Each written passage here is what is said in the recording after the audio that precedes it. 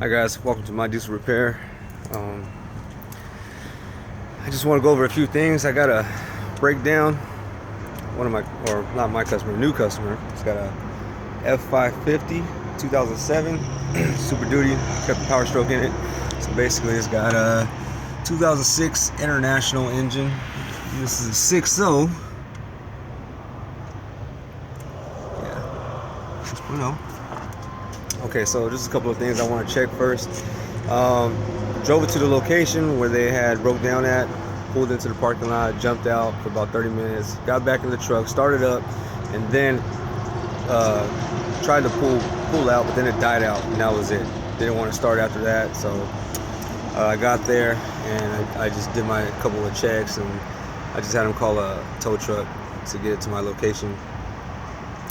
So the first thing is I'm gonna go over, and I want you guys to see is I'm going to go after high pressure oil.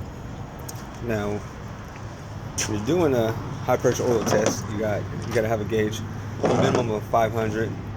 See, this one goes to 5,000. So once we get this on, we're gonna crank it over and see what we can get out of it, and we're gonna go through the. See if I get this to go front face.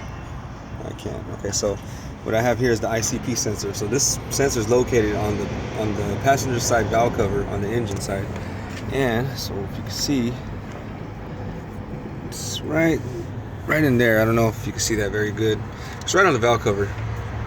So basically, what we're gonna do is a special fitting that you get at probably at a hardware store.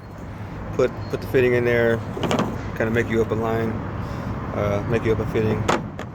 We're gonna try that on and see what we get.